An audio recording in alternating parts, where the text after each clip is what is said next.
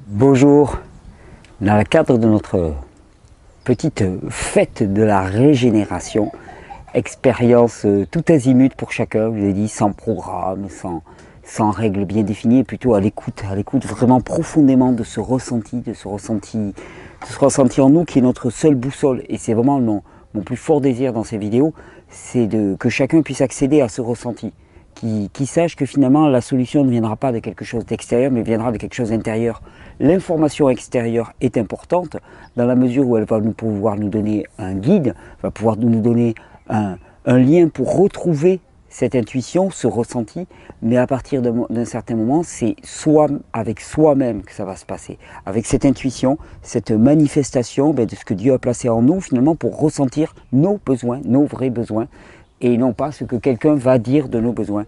Et donc dans cette semaine sur la régénération, la fête de la régénération, la fête du retour à la maison, je dirais la fête du ressenti, il y a un organe dont je voulais vraiment parler, qui est un peu le mis à mal dans notre société et qui a un statut très très particulier, c'est le foie.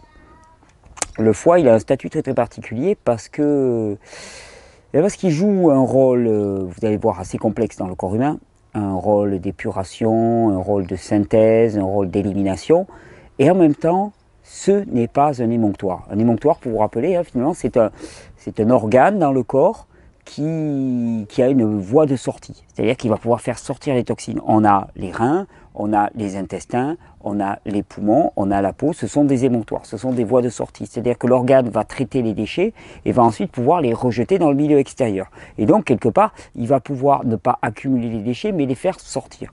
Le foie, il a un rôle très très particulier parce qu'à la fois, comme vous allez le voir, il joue énormément de rôles, particulièrement en matière de détoxination et d'épuration, mais en même temps, il n'a pas de voie de sortie vers l'extérieur. Il ne se nettoie pas, il ne se vidange pas vers l'extérieur. D'ailleurs, le foie, il a un caractère remarquable, c'est le plus gros organe du corps.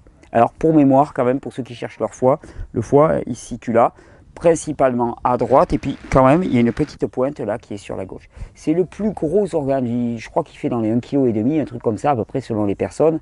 C'est le plus gros organe du corps, et il a un rôle essentiel. Alors il a un rôle essentiel à plusieurs niveaux.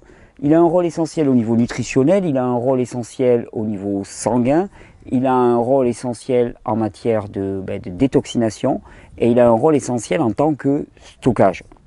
Donc vous voyez, quand on voit l'étendue de ses attributions, c'est l'un des organes les plus importants dans le corps humain. Oui, le foie est l'un des organes les plus importants. Le foie, il faut à la fois le comprendre comme un organe de transformation, de stockage et de nettoyage.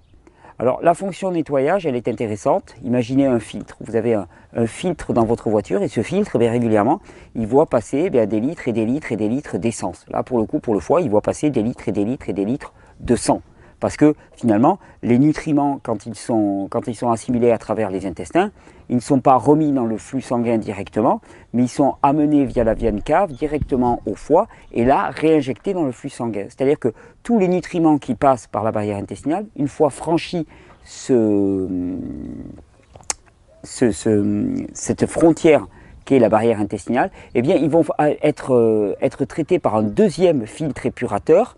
La muqueuse intestinale devrait réaliser le premier filtre. Vous savez souvent à quel point finalement elle est détériorée, elle est abîmée. Et ensuite, eh bien, il va y avoir le foie qui joue encore ce rôle de filtre. Et donc dans la voiture, vous avez votre filtre à essence par exemple, qui filtre l'essence que vous le mettez dedans. Et ce filtre, régulièrement, il est encrassé. Qu'est-ce qu'on fait? On le dévisse et on le change. Au niveau du foie, ce n'est pas possible. On ne peut pas dévisser un foie, on ne peut pas le changer. En tout cas, on ne sommes pas naturellement faits pour ça. Et ça, on l'a un petit peu oublié. Et donc, qu'est-ce qui se passe? Eh bien, les déchets s'accumulent dans le foie. Alors, le foie a besoin régulièrement de pouvoir se nettoyer. Et c'est comme une vieille éponge, finalement, quand elle est chargée d'eau saumâtre, eh bien, on la presse et cette eau saumâtre, elle est évacuée. Le foie, il est un petit peu comme ça, sauf que souvent, eh bien, on ne lui donne pas le temps de se presser. On ne lui donne pas l'occasion d'être pressé. Et finalement, eh bien, ça s'accumule, jusqu'à ce qu'il soit gorgé de déchets. Il est tellement gorgé de déchets qu'il commence à dysfonctionner de lui-même. Et là, qu'est-ce qu'on voit apparaître? Eh bien, on voit apparaître les pathologies du foie. Les pathologies du foie ne sont que des pathologies d'engorgement, c'est-à-dire que notre filtre est bouché, il est plein, et donc la fonction elle-même de l'organe n'est plus assurée par le simple fait qu'il est saturé par ses propres toxines. C'est ce qu'on appelle des différentes hépatites. Les atteintes cancéreuses du foie ne sont que des conséquences uniquement de cet engorgement du foie. Et qu'est-ce qu'il faudrait faire dans ce cas-là? Eh bien, lui donner les bonnes conditions pour presser le foie et permettre l'évacuation de ces toxines. On va en parler un petit peu plus particulièrement. Le problème, c'est que le foie, souvent, il a stocké tellement de produits toxiques que si on le presse très très fort, ça va remettre en circulation une quantité gigantesque de toxines et c'est très dur à vivre, c'est très violent à vivre. C'est pour ça que la meilleure option pour moi consiste certainement à avoir un nettoyage régulier, quotidien de ce foie de par notre alimentation. Alors ça tombe bien, dans les fruits, dans les verdures, particulièrement certaines, on va le voir puisqu'on va se faire un petit jus là aujourd'hui. Oh, j'ai oublié. Ah non, j'ai pas oublié. Il y avait deux petits ingrédients, je crois les avoir oubliés. On va se faire un petit jus pour aider à ça. Par les plantes médicinales, eh bien, assurer un nettoyage quotidien, un petit peu comme si tous les matins, tous les jours, on presse un peu l'éponge, on presse un peu l'éponge, on presse un peu l'éponge, de manière à ne pas avoir des grosses épurations à faire sans cesse. Alors je vous dis, le foie, il est important quand même, c'était important de faire le tour un petit peu de ses attributions. Le foie, il est très important dans la régulation de la glycémie. Pourquoi? Parce que déjà, il assure la destruction de l'insuline, cette hormone qui est chargée de véhiculer les sucres jusqu'à la cellule, qui n'est qu'un transporteur. Eh bien, une fois qu'elle a réalisé son job, eh bien, le foie détruit l'insuline pour permettre un renouvellement de l'insuline.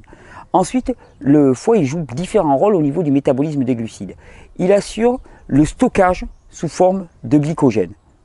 Donc, le stockage sous forme de glycogène, on appelle ça la glycogénogénèse. Glycogénogénèse, production de glycogène à partir de glucose. C'est-à-dire que quand on a beaucoup de glucose circulant dans le sang, eh bien, on produit du glycogène pour stocker. Ensuite, il y a la glycogénolyse. C'est-à-dire qu'à partir du glycogène stocké, s'il y a besoin, le foie transforme le glycogène en glucose de manière à relâcher du glucose dans le sang. Régulation de la glycémie. Il y a la néoglucogénogénèse. Néoglucogénèse, c'est fabrication de glucogène puis de glucose à partir de molécules non glucidiques. Ah, ça c'est intéressant. C'est-à-dire qu'on fabrique du sucre à partir de choses qui ne sont pas des sucres. Ça peut être aussi à partir de lipides, par exemple. Et le foie est vraiment à penser comme le grand transformateur, le grand alchimiste. Le foie, il joue un rôle aussi dans le métabolisme des lipides, production de cholestérol, production de nombreuses formes de triglycérides dans le corps. Le foie, il joue un rôle essentiel dans le métabolisme du fructose, qui n'a pas besoin d'insuline et qui passe par le foie. Et donc vous comprendrez bien que le métabolisme du fructose chez certaines personnes est compliqué, est empêché, tout simplement parce que le fait que le foie est engorgé. Le foie, je vous ai dit qu'il jouait aussi un rôle vraiment au niveau sanguin. Il assure énormément de synthèse protéique. Et là, je pense qu'on est très très loin de savoir un petit peu l'étendue des attributions du foie. Il y a Louis Kervran qui a fait un travail remarquable sur une loi qui s'appelle la loi de transmutation biologique, dans laquelle Louis Kervran montre que finalement on peut produire des protéines à partir de molécules non protéiques, à partir de non-acides aminés, qu'on peut produire différents produits à partir d'autres produits et que le corps vraiment crée littéralement, produit les éléments qui lui manquent à partir d'autres éléments et qu'il n'y a pas une continuité directe. Et que tout cela, ça se passe dans le foie. Et que cela n'est possible que si le foie est fonctionnel, c'est-à-dire non engorgé. Le foie, il joue aussi un rôle énorme dans l'épuration, comme je vous l'avais dit. Épuration, nettoyage, c'est-à-dire stockage, tout ce qui est médicaments, produits toxiques que nous avalons, c'est le foie qui va les traiter et qu'est-ce qu'il va en faire? Il va les accumuler. Il faudrait qu'il puisse les relâcher aussi progressivement, mais en fait, il va les détruire et s'il y en a trop, il va les stocker. Et c'est bien le problème. Le foie, il permet aussi le stockage de la fameuse vitamine B12, le stockage du fer, du cuivre. La B12, d'ailleurs, pour mémoire, on en a à peu près 4 ans de réserve de vitamine B12 dans le foie. Donc c'est gigantesque, il nous en faut des quantités minimes. Et la vitamine B12, elle est produite normalement dans nos intestins par des intestins sains, comme tous les animaux produisent de la vitamine B12 dans leurs intestins. Simplement, nous sommes tellement dégénérés que nous avons acté que ce n'est pas normal de produire de la vitamine B12 dans nos intestins. C'est faux. C'est faux. Il est normal de produire de la vitamine B12 dans les intestins. Ce qui est anormal, c'est de ne pas le faire. Donc vous avez vu, le foie, des rôles très différents, c'est-à-dire qu'à la fois, ce n'est pas un émonctoire, c'est-à-dire qu'il n'a pas la possibilité d'évacuer ces toxines vers l'extérieur, un rôle d'épuration majeur, et ce qui fait que si l'apport de toxines est supérieur à l'élimination, eh bien, il va y avoir un gros problème. Rôle essentiel dans le maintien de la fonction du métabolisme des glucides, particulièrement du glucose en particulier. Le glucose étant le sucre qu'on va trouver principalement dans les céréales, dans tous les produits finalement qui ne sont pas des fruits.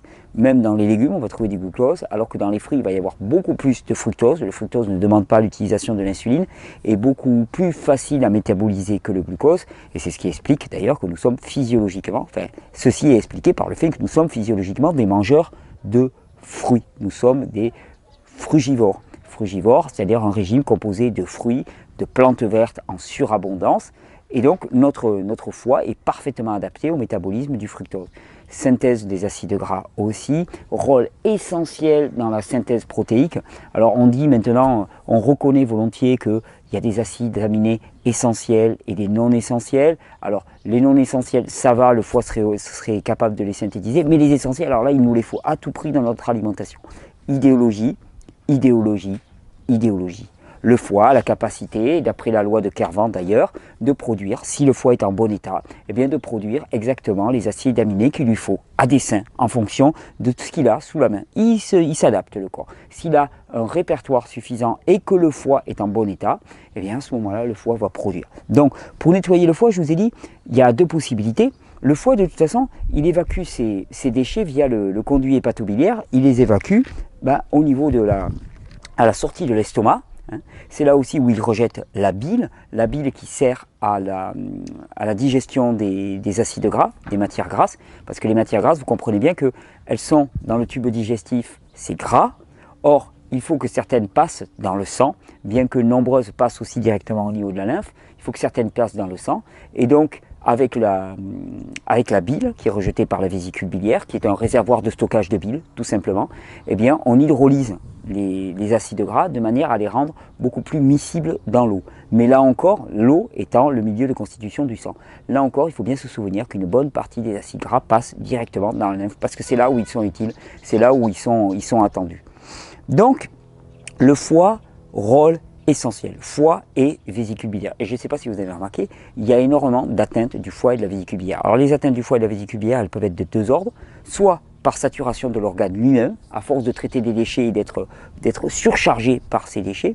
Il peut être lié au fait que, comme vous l'avez remarqué, le foie et la vésicule biliaire, ils se situent juste au-dessus des intestins, juste au-dessus particulièrement d'un pli qu'on appelle le pli hépatique, qui se trouve à ce niveau.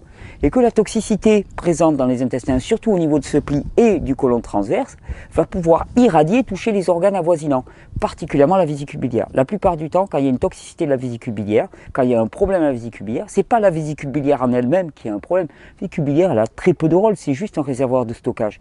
Par contre, c'est soit la toxicité du foie, soit la toxicité des intestins. Elle est prise en sandwich entre deux des organes de notre corps qui sont les plus toxiques, foie et intestin. La vésicule biliaire, elle passe à la trappe, on l'enlève. Ah, ça me manque de peau. La vésicule biliaire, elle a un rôle essentiel, c'est-à-dire qu'elle stocke la bile.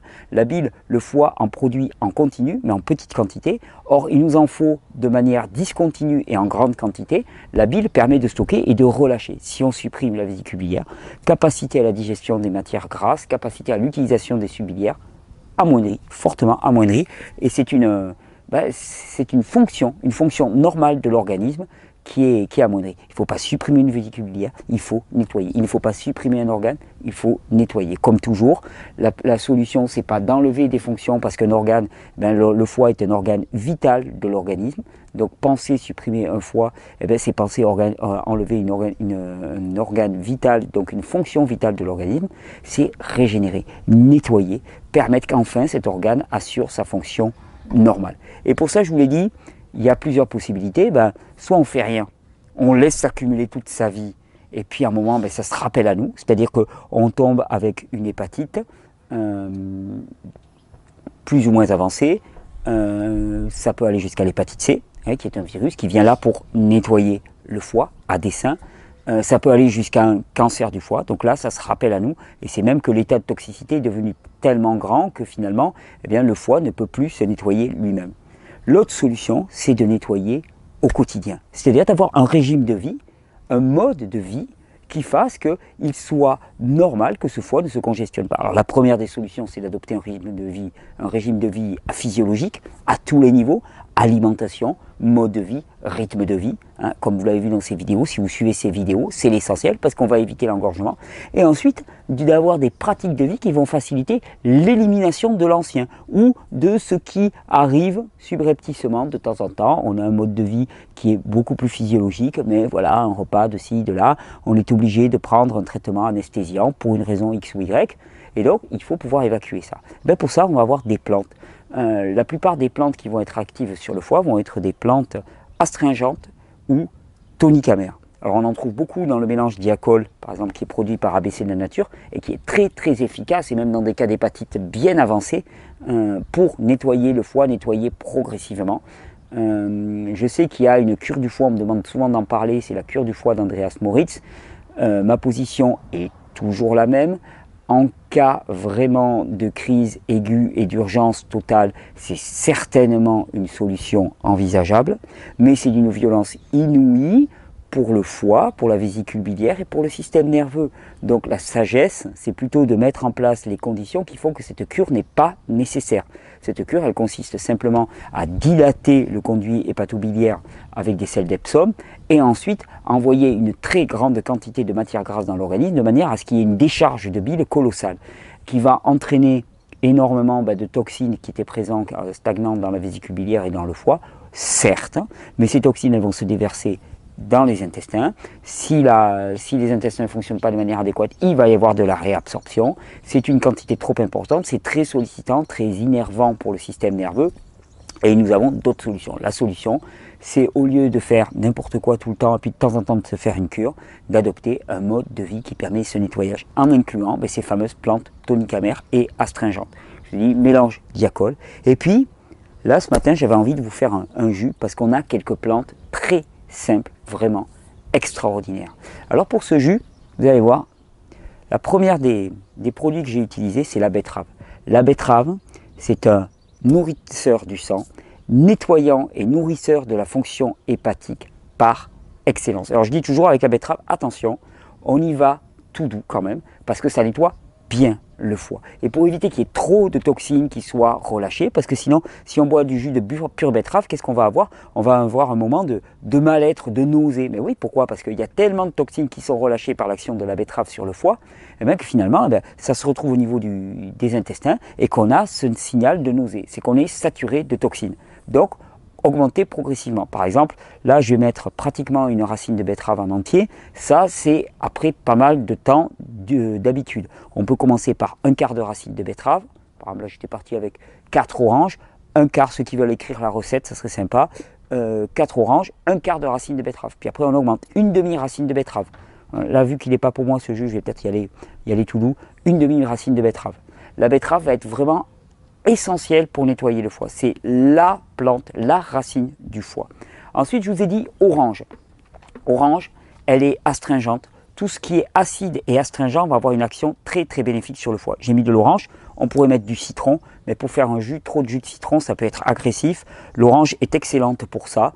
Mais simplement, si le matin, par exemple, on a un petit mal de foie et qu'on n'a pas de betterave, un simple jus de citron, déjà, aide beaucoup à la fonction hépatique. Ensuite, il y a le fameux curcuma et le gingembre. Alors le gingembre n'est pas spécifique du foie, le curcuma l'est, oui. Alors le curcuma, vous savez que j'en suis fanat, curcuma frais autant que possible, parce que c'est dans le curcuma frais que vous allez trouver toutes les huiles essentielles, tous les principes actifs, vous n'aurez pas besoin de rajouter du poivre noir pour qu'il soit actif. Je mets du gingembre avec pour activer la fonction digestive aussi.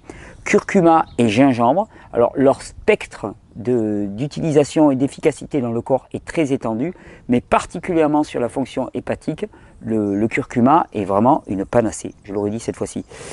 Curcuma, gingembre. Curcuma, gingembre, orange, betterave. Là, vous avez un mélange qui, en lui-même, est une véritable bombe pour nettoyer au quotidien le foie et nourrir le sang. Ça, c'est un jus incontournable. Agrumes, betterave avec un peu de curcuma et de gingembre. On peut tourner longtemps avec ça et là, on va nettoyer la fonction hépatique, nourrir le sang. Toutes les personnes qui ont des problèmes d'anémie, quand vous pensez anémie, problème de fer, le stockage du fer, la synthèse du fer se fait dans le foie. Quand on pense anémie, on pense essentiellement au foie. Ça, c'est un jus anti-anémie en tant que tel. Il ne s'agit pas de rajouter du fer, il s'agit d'optimiser son utilisation parce que du fer, on en a en quantité et il y en a énormément dans la betterave. Je me suis fait plaisir, j'ai rajouté une plante qui est une plante sauvage. Et comme toujours dans les plantes sauvages, on va trouver des plantes d'une très très grande richesse. D'ailleurs une plante qui est présente dans le mélange Diacol. Et en frais c'est encore meilleur et autant en profiter dans cette saison. C'est le chardon-marie. Alors chardon-marie, je vous le montre, c'est un chardon qui a une caractéristique. Je vais venir près de la caméra que vous le voyez bien. Regardez comme il est beau. Il est veiné de blanc ce chardon-marie. Veiné de blanc, ça c'est un chardon-marie. Alors les feuilles peuvent être plus ou moins larges, plus ou moins étendues. Ça dépend des sols sur lesquels il pousse. Ça n'a aucune importance. À partir du moment où vous avez un chardon avec des veines blanches, c'est un chardon-marie. C'est l'une des plantes majeures de la fonction hépatique. Si vous n'avez pas de chardon chez vous, si vous n'avez pas de chardon-marie, tous les autres chardons vont avoir une action bénéfique. Le chardon-marie est le meilleur. Si vous n'avez pas de chardon-marie, vous avez toutes les plantes amères. L'éteuron, pissenlit qui vont avoir une très bonne action. Alors attention, il s'agit de trouver le bon dosage parce que ce goût amer, on l'a perdu dans notre alimentation. Et d'ailleurs, ça prouve que nous ne sommes plus dans un fonctionnement normal de l'être humain parce que normalement, dans les plantes que nous devrions manger tous les jours, énormément de plantes sauvages, eh bien, nous aurions ce goût amer. Et cette fonction de nettoyage hépatique, elle serait notre quotidien.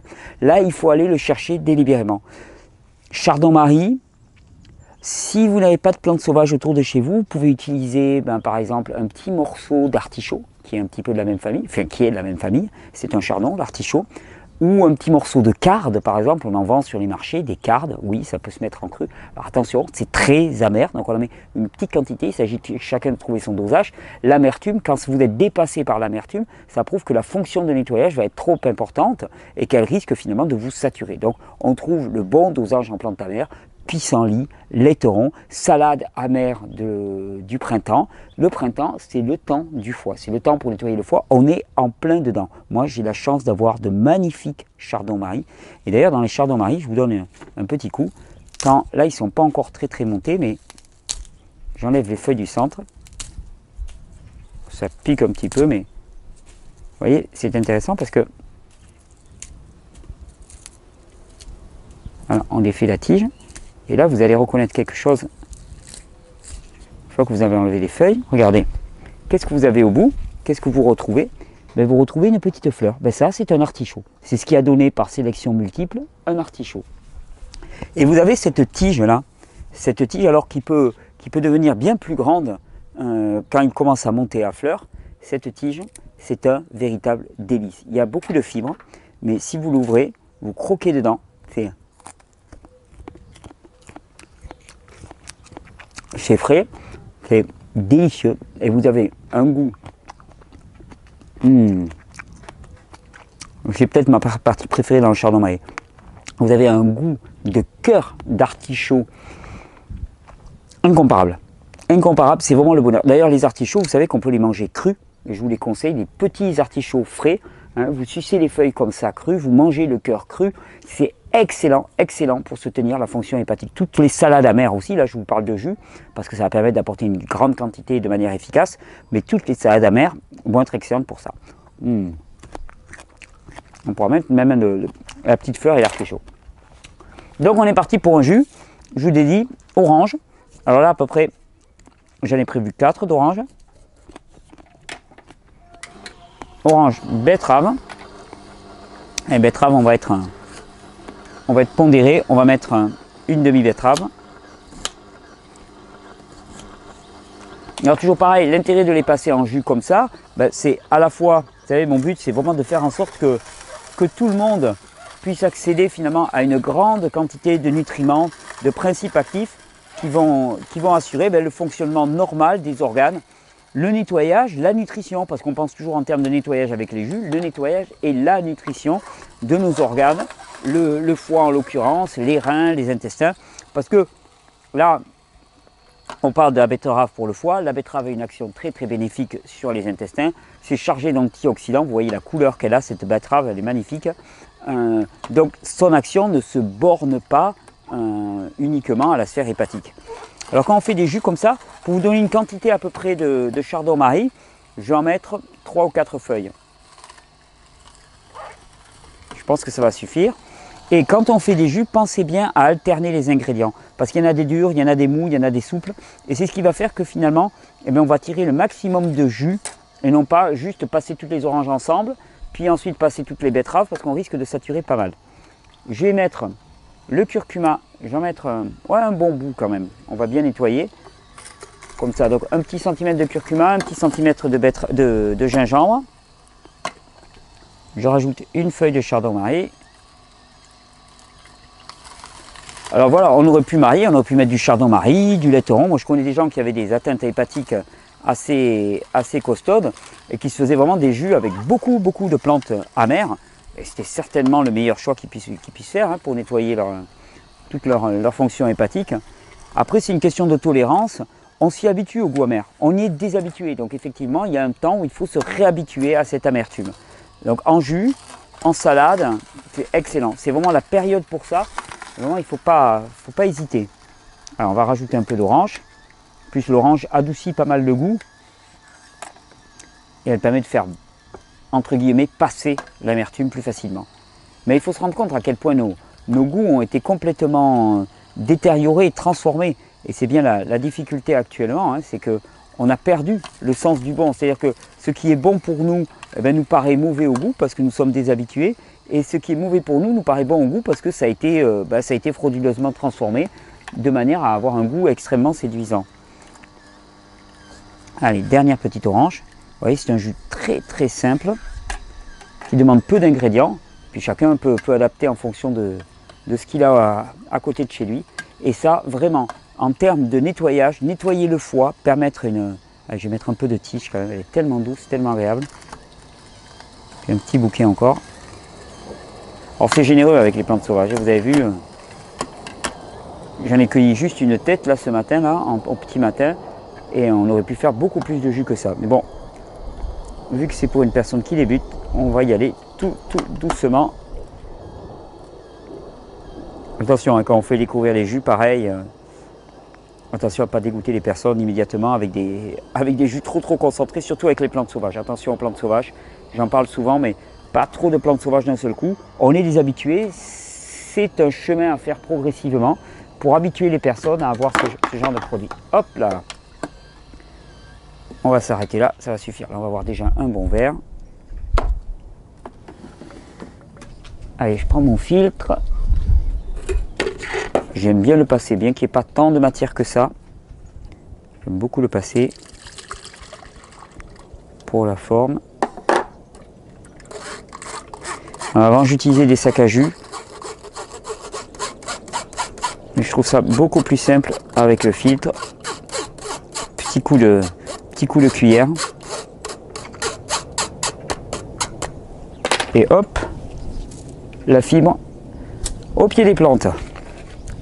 Regardez-moi cette couleur. Voilà, dans un verre de jus comme ça, et c'est vraiment l'intérêt des jus. Quand on me demande souvent, c'est quoi l'intérêt des jus? Un verre de jus comme ça, qu'on va prendre le temps de savourer, mais ça représente 4 oranges, une demi-betterave et des feuilles de chardon-marie. Quelque chose qu'on aurait eu du mal à manger, qui aurait été important en quantité. Et bien là, on va le boire tranquillement. Et qui plus est, l'absence de fibres va faire que ça va être directement biodisponible et que ça ne va pas dépendre de nos capacités digestives.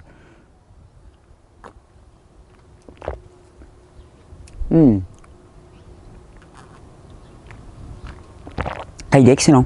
Les proportions sont bonnes. Pour ceux qui sont habitués à la betterave, on peut aller même un tout petit peu plus fort en betterave. Mais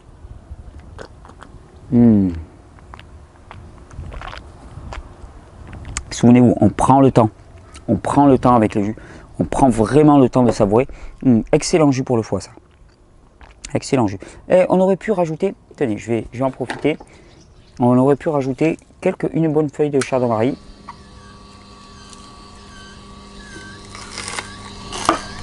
Je vais remettre le récipient.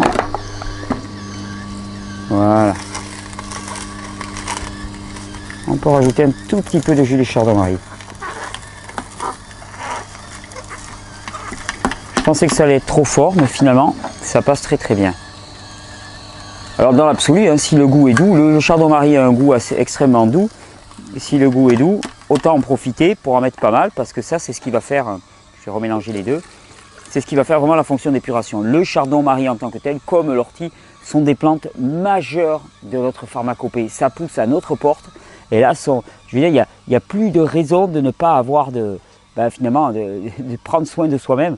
Mais là, je regarde autour de moi, je vois aussi du laiteron, là, tout autour de moi, un chardon. On va aller faire le tour là, avec la caméra là, en fin de vidéo. Je remets ça. Donc, toutes ces plantes-là, elles poussent, mais au pied de chez nous, quoi.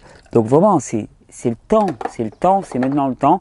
On peut en faire on peut les faire sécher, puis les conserver. Je vais voir si c'est buvable comme ça. Ouais, ça reste excellent. Très, très bon. Très, très, très bon jus.